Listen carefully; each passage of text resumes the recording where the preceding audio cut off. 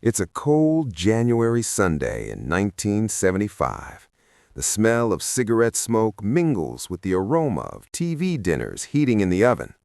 Families gather around bulky television sets with rabbit ear antennas, adjusting them just right to get a clear picture. This is Super Bowl Sunday in the 1970s, and America is about to witness something that would become more than just a game. It would become a cultural phenomenon that defined a generation. The 1970s was a transformative decade for America. The Vietnam War was winding down, Watergate had shaken the nation's trust, and the economy was struggling with inflation and gas shortages. But on Super Bowl Sunday, none of that seemed to matter. For one afternoon, Americans from all walks of life came together in their living rooms, creating memories that would last a lifetime. Today, we're taking you back to those magical Sunday afternoons when the Super Bowl was still finding its identity, when commercials cost a fraction of what they do now, and when gathering around the TV meant something entirely different than it does today. Let's start with the centerpiece of every 1970s Super Bowl party, the television itself. These weren't the sleek flat screens we have today. We're talking about massive wooden console TVs that doubled as furniture. Some families had the Curtis Mathis or the Zenith, while others swore by their RCA or Magnavox. These televisions were investments, often costing the equivalent of several $1,000s in today's money. The picture quality was, by today's standards, absolutely terrible. You were watching in standard definition on a screen that was maybe 19 to 25 inches diagonal. The colors weren't quite right. Players' skin tones looked oddly orange or green, depending on how you adjusted the tint knob. And if you wanted to change the channel, you had to physically get up and turn a dial. There was no remote control for most families. But here's the thing, nobody complained. This was cutting-edge technology. Some fortunate families even had color TV, which was still relatively new and expensive in the early 70s. Many Americans were still watching in black and white well into the mid-1970s. The broadcast itself was an entirely different experience. There were only 3 networks, ABC, CBS, and NBC. That's it. No cable, no ESPN, no NFL network. If you wanted to watch the Super Bowl, you tuned in to whichever network had the rights that year, and you were grateful for it. The commentary was straightforward and professional. You had legends like Bat Summerall, Tom Brookshire, and later the incomparable Howard Cosell calling the games. They didn't have the fancy graphics, instant replay from multiple angles, or computer-generated analysis we have today. What they had was knowledge, preparation, and the ability to paint a picture with words. Technical difficulties were common. The feed would occasionally get fuzzy. Sometimes you'd lose the picture entirely and just have audio. When it snowed or the weather was bad, you might spend half the game adjusting the antenna, with one family member standing by the TV holding the rabbit ears at just the right angle, while everyone else shouted from the couch whether the picture was getting better or worse. The Super Bowl in the 1970s was still establishing itself as America's biggest sporting event. Remember, the first Super Bowl was only played in 1967, so by 1970, we were still in the early chapters of this story. The 1970s gave us some of the most iconic teams and moments in NFL history. This was the decade of the Pittsburgh Steelers dynasty, winning 4 Super Bowls between 1975 and 1980. The Steel Curtain defense, with Mean Joe Green, Jack Lambert, and Mel Blount, was absolutely dominant. On offense, they had Terry Bradshaw, Franco Harris, Lynn Swann, and John Stallworth. These weren't just players, they were legends being born right before America's eyes. The Dallas Cowboys made their mark too, earning the nickname America's Team during this decade. Roger Staubach, the quarterback who served in Vietnam before his NFL career, became a national hero. The Cowboys cheerleaders, with their iconic uniforms and choreographed routines, became as much a part of Super Bowl Sunday as the game itself. The Oakland Raiders, with their rebellious image and tough-as-nails style, won Super Bowl XI.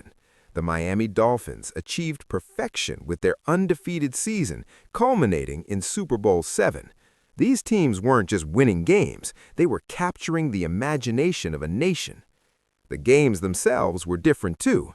The scores were generally lower because defenses dominated. A 16-7 game wasn't boring, it was a defensive masterpiece. There was no excessive celebration after touchdowns. Players just handed the ball to the referee and jogged back to the sideline. The spiking, dancing, and elaborate celebrations we see today would have been considered poor sportsmanship. The players looked different too. Many had mustaches, thick, glorious 70s mustaches. They had longer hair sticking out from under their helmets.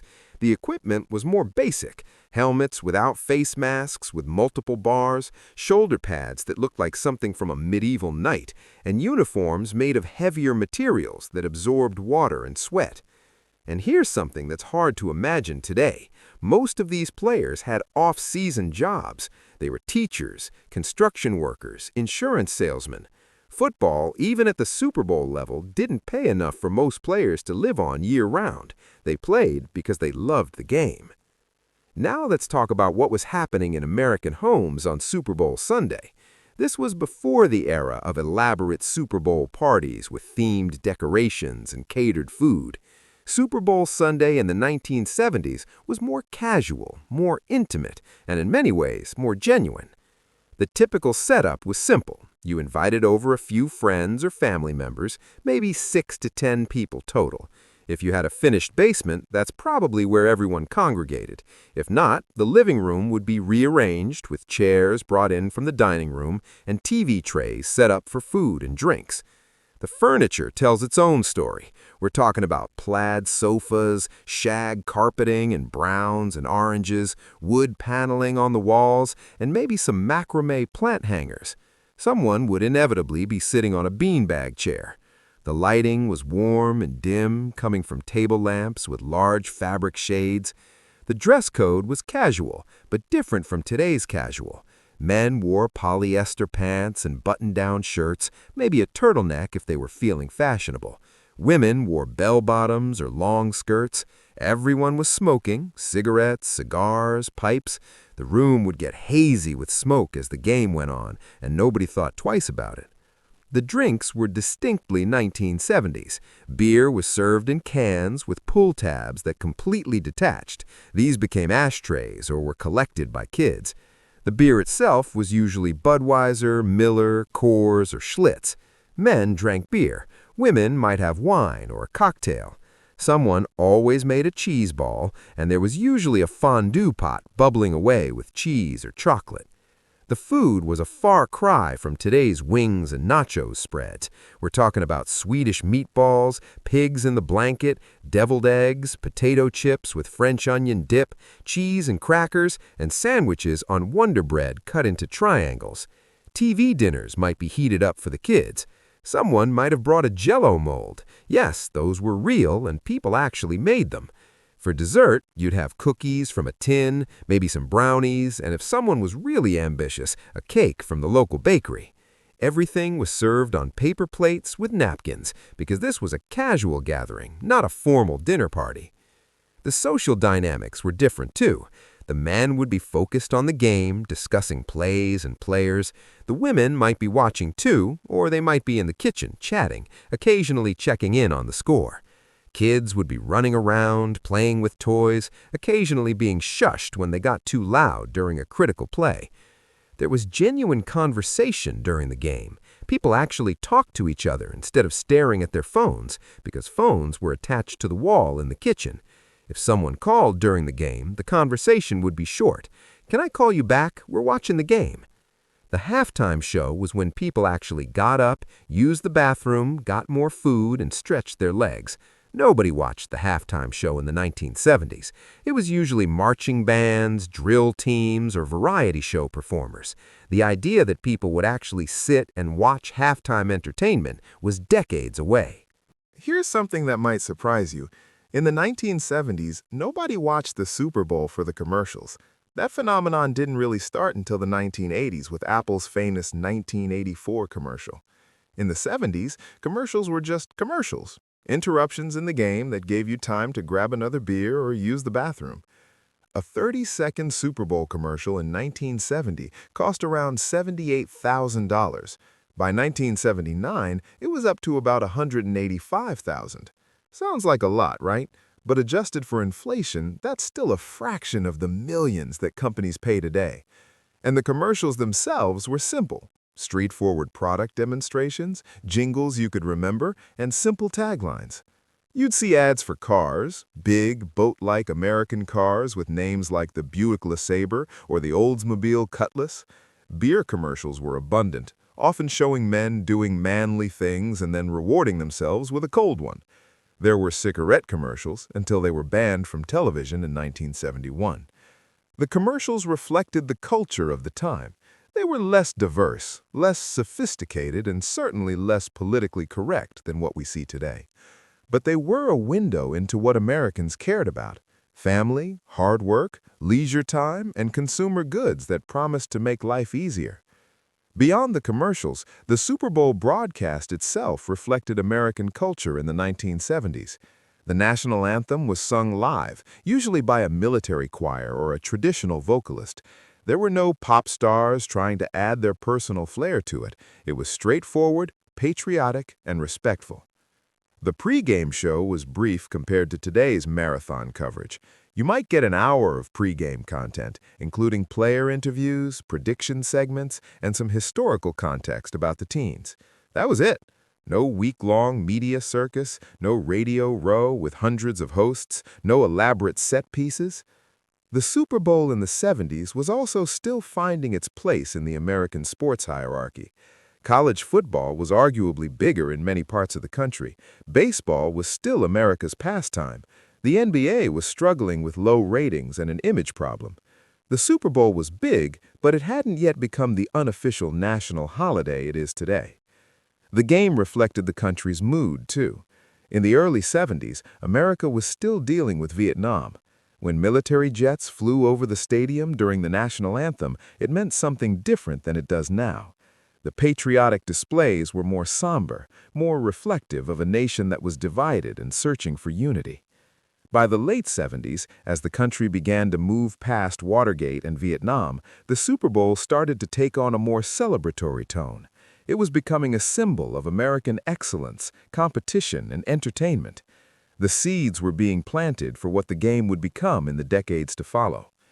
When the game ended in the 1970s, that was pretty much it. There was no hours-long post-game coverage with endless analysis.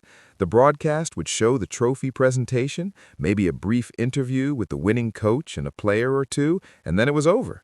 The network would cut to its regularly scheduled programming or the local news.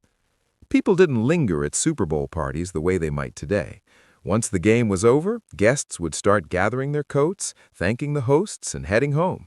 If it was a work night, and most Super Bowls were played on Sundays before Monday became the unofficial day off it is now, people needed to get home and get ready for work the next day. There was no internet to check for instant analysis, no social media to scroll through for hot takes and memes. If you wanted to relive the game, you had to wait for the evening news, where you might see a few highlights. Or you could read about it in the newspaper the next morning, where sports writers would provide detailed game recaps and analysis. But here's what made those 1970s Super Bowls special. They became part of the collective memory in a way that's harder to achieve today. Because everyone was watching the same broadcast, seeing the same commercials, and experiencing the same moments simultaneously, it created a shared cultural experience. On Monday morning at work or school, everyone could talk about the same plays, the same controversial calls, the same excitement. The Super Bowl was becoming more than a game. It was becoming a ritual. Families would establish traditions, certain foods they'd always make, certain people they'd always invite, certain ways they'd always celebrate. These traditions, born in the 1970s, would be passed down through generations. The decade also established many of the Super Bowl traditions we still have today. The elaborate pregame shows, the focus on the commercials as entertainment themselves, the concept of Super Bowl Sunday as a day for parties and gathering, all of these started to take shape in the 70s. The games themselves created moments that would be remembered for generations. Franco Harris's immaculate reception leading to a Super Bowl run, the steel curtain defense dominating the league, Roger Staubach's Hail Mary passes. These weren't just sports moments, they were cultural touchstones that helped define the decade. Looking back at Super Bowl Sunday in the 1970s, what's most striking is how much simpler it all was, yet how magical it felt. There were no smartphones, no streaming options, no ability to pause live TV or watch instant replays on demand. You had one chance to see that incredible play, and if you missed it because you were in the kitchen getting more chips, you missed it. But maybe that's what made it special. The imperfections, the technical limitations, the need to actually be present in the moment. These weren't bugs, they were features. They forced people to pay attention, to be together, to create memories that weren't mediated through a screen or filtered through social media. The 1970s Super Bowl was American culture in microcosm. Families and friends gathering together, sharing food and conversation, experiencing collective joy and disappointment, creating traditions that would outlast the decade itself. It was a simpler time, certainly, but in many ways it was a richer experience. So the next time you watch the Super Bowl on your 75-inch 4K television, streaming in perfect clarity with multiple camera angles available at your fingertips, take a moment to imagine what it was like in the 1970s. Imagine the fuzzy picture, the cigarette smoke, the shag carpet, the fondue pot bubbling away, and a room full of people genuinely present with each other, sharing something special. That was Super Bowl Sunday in the 1970s, and for those who lived it, it's a memory that no amount of modern technology can replace.